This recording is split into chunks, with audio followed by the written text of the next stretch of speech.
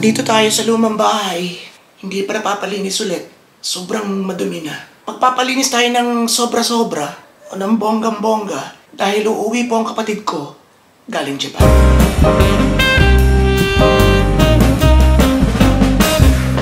Pero saka na natin pag-usapan ang pagdating ng kapatid ko. Isasama ko ulit kayo dito sa isang araw sa paglilinis ng kabuuan. So marami na siyang pagawain dito. Alam naman niya, kinuha na ko ng mga pictures ito, pinapadala ko sa kanya para alam niya ang estado ng bahay niya. So dito na po inabot ng kanyang huling hininga ang minamahal nating inay. Marami mga alaalang bahay na ito. Pero saka na muna natin pag-usapan. And balik muna tayo sa ating sakit. Update tayo kung ano na bang nangyayari sa atin. Sa loob ng halos 2 linggo, simulan tayo ma-diagnosed na malakas ng virus ng liver at meron pa tayo ngayong posibilidad na magkaroon ng sakit sa bato. Excuse me.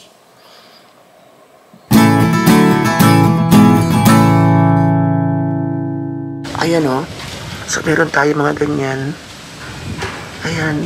Diba? Ayan. Ayun, meron din yun. Magaspang. Makati.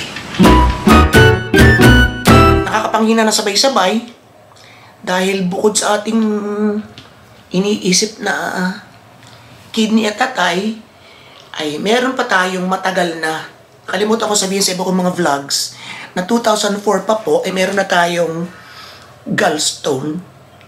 So yun po ay hindi binibiya ko, hindi inoopera, mula pa Thailand hanggang Japan.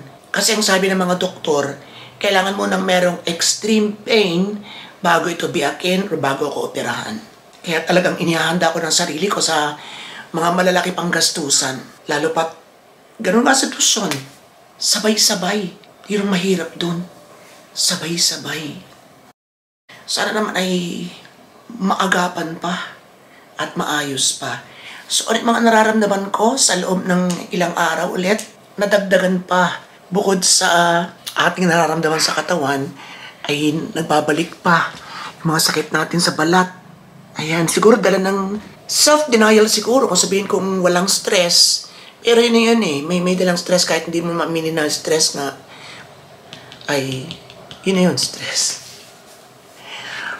At siguro dala rin nga ito kasi may nagtanong na isang netizen kung meron daw baga akong sakit sa balat or meron akong psoriasis dahil parang iba. So meron po, yun po ipabalik-balik. Actually, nawala na yung mga makakapal ko dito, mga pula-pula.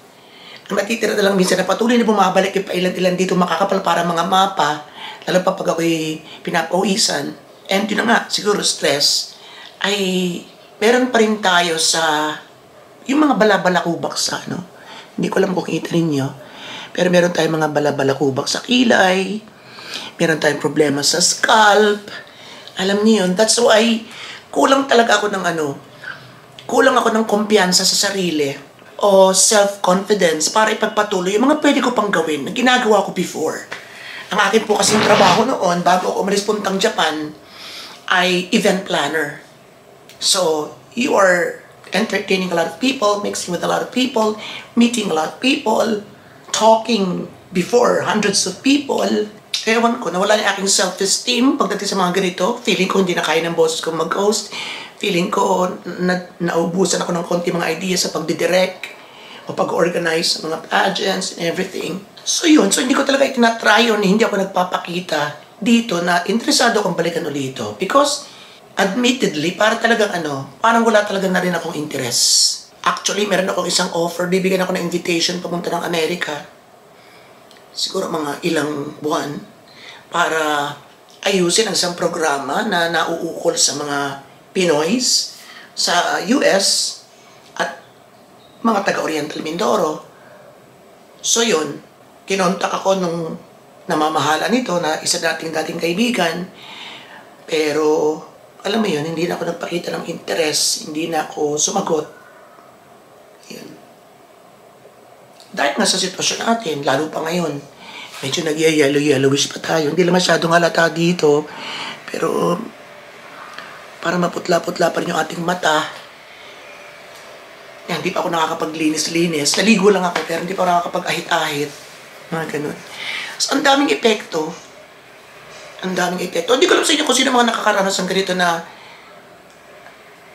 yung feeling ng iba na you're on top of the world. Ang dami-dami mo mga taga-subaybay, ang dami-dami mo mga taga-suporta, ang dami-daming followers, ang dami-daming subscribers. Nagleles man yung manonood natin is yun na rin sa heavy competition nowadays. Ang dami-dami kayong vloggers, ang dami-dami pagpipilian. Still, andito pa rin tayo, nakakahit pa rin tayo ng vlogs na umaabot ng 1 million views sa Facebook. At consistent pa rin, although mas mababa before, consistent pa rin na may nanonood sa atin sa YouTube. Kumpara sa iba na halos nawala na sa YouTube at sa Facebook na lang lumalaban, meron pa rin tayo sa TikTok, meron pa rin tayo sa Instagram. So patuloy pa rin tayo nandyan. Pero yun nga, yun ang akala ng iba na very confident ka, na kaya mong gawin na halos lahat because ang dami na nakasuporta sa'yo. Kumbaga hindi ka na masisiro. Pero hindi lang siguro maarap ng iba yung epektong nagagawa nito sa ating self-confidence, ng ating mga sakit.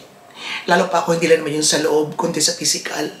Diba? Huwag na yung panguwang ilong or pangkardiwan ng itsura, very basic, very, yun nga lang, cute lang, pero hindi lang yan eh. Kundi nga yung mga sakit-sakit ko.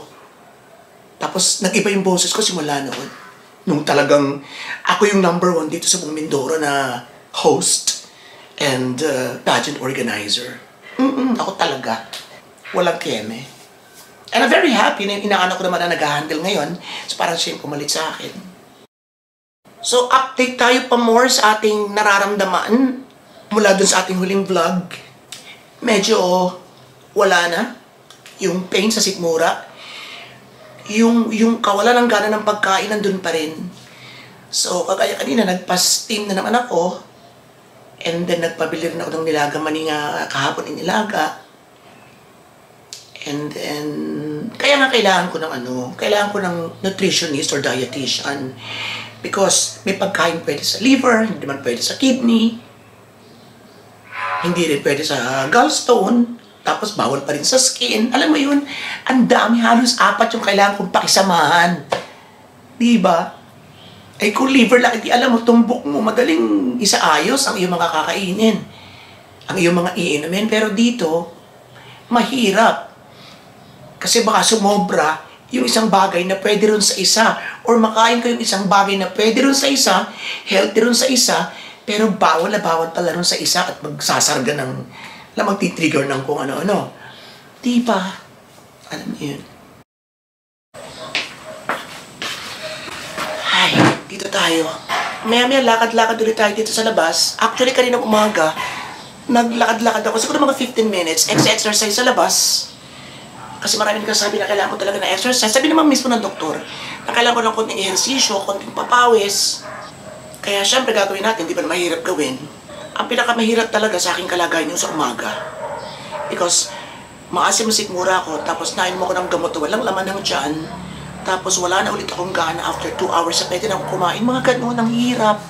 Kagaya ng sabi ko sa ating latest vlog, hindi yung sakit kundi yung hirap. Alam niyo yun, wala mong maramdamang sakit talaga or pain. Ay yung hirap ng katawan. Yung ramdam na ramdam mo na parang ang mabigat ang katawan. Ay nako.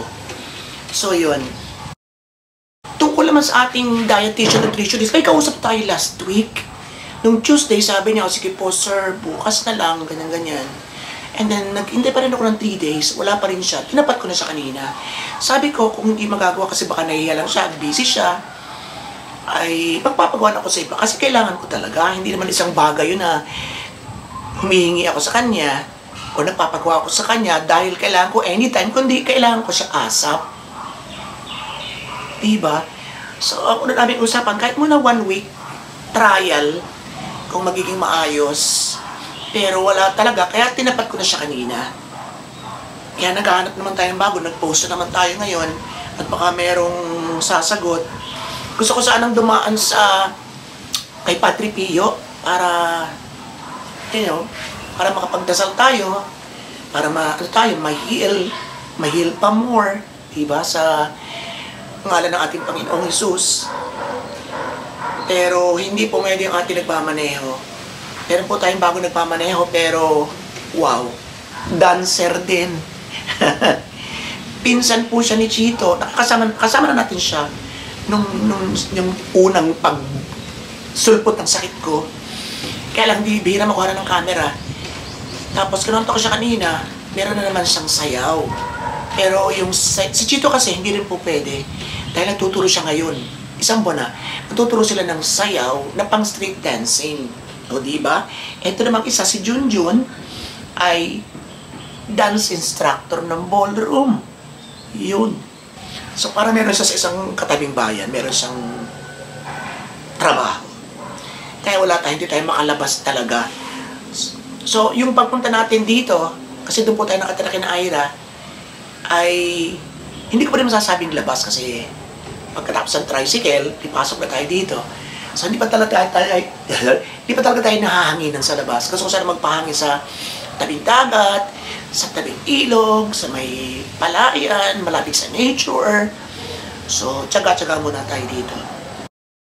Maraming salamat nga pala sa mga nagbibigay ng mga tips kung anong dapat gawin. So, pinagsasama-sama ko po yun. Nilalagay ko sa isip ko at syempre sa puso ko because alam kong concerned kayo. Pero hindi ko magawa sila talaga lahat.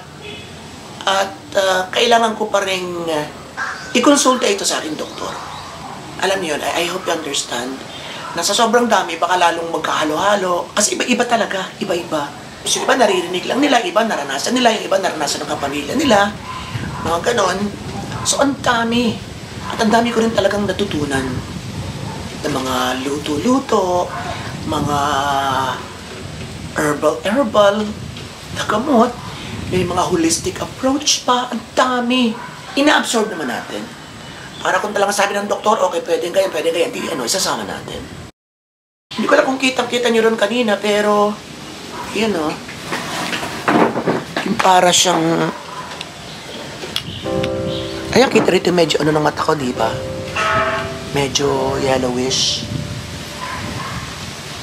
So, mas maayos doon, pero dito parang mas normal.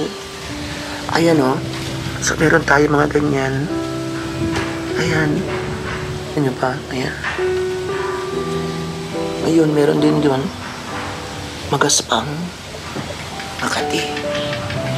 Pero di ko kinakamot. Sanay na ako. Ay nako. Sana gumaling tayo. Sana gumaling tayo agad. Para makapagtrabaho ng bonggang-bongga. Ang dami kong gustong gawin. And then sa isang araw, meron tayong pasabog na kwento tungkol sa aking lupa na binili or ginawang investment. And merong development. I-anunsyo ko sa inyo sa isang araw.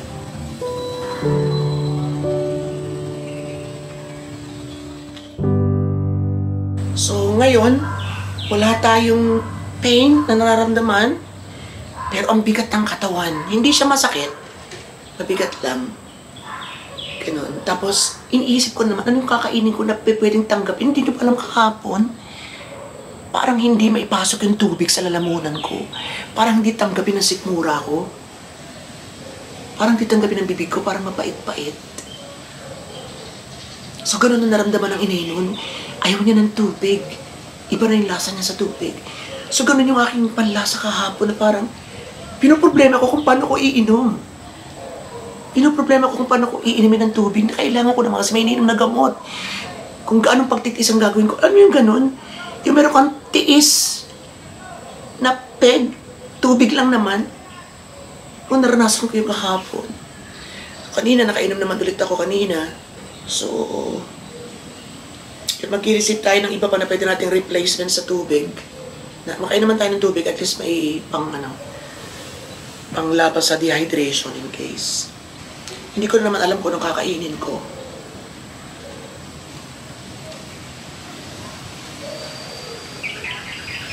Ibang-iba talaga. Hindi kagaya dati na kahit anong food, ganado akong kainin. Pero ngayon talaga hindi. Yun ang problema ko mga katsarang. Yun. Ay nako. Lakad-lakad muna tayo.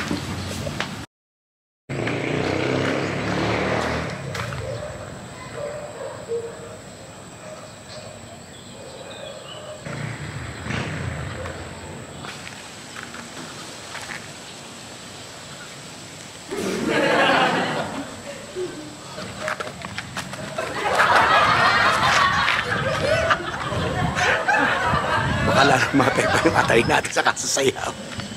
Ay nako, aliw, aliw, aliw, aliw.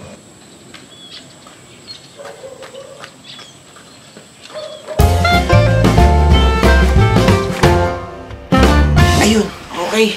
So hindi na tayo makapag-ayos-ayos. Hindi na tayo makapagpina, puro upa na tayo. Hindi na natin nabibigyan ng kahalaga ng alindog kapag may nararamdaman. Pero fight lang. Sa isang araw magpapaano tayo? Magpapa-groom? Laban lang hanggat buhay, laban lang. Kung pinanghihinaan man tayo minsan ng loob, natural lang yun. Pero, basta na lang, positive. Think positive, think optimistic. Sana makaya natin. Lagi-lagi. Tumatawag ang mga kapatid ko, nakikipag-chat sa akin, kinukumusta ko. Ayun. And, yun, magpapalinis tayo bukas. Plus, pag-uusapan rin sa isang araw kung ano yung flight schedule na nauna ko nang almost ipa-booked. Pero, nabulilya sa gawa ng sakit natin. Opo, pupunta na sana tayo ngayon ng Japan ngayon. Pero, unahin muna ang health. Yun. So maraming salamat po sa inyong lahat. This is your friend Robato. Saya Ragudugo Semas at mabuhay lahat ng Pinoy saan man sulok ng world. Pathology for more and more and more. Sinabayan talaga ng pupuhukan na. Thank you.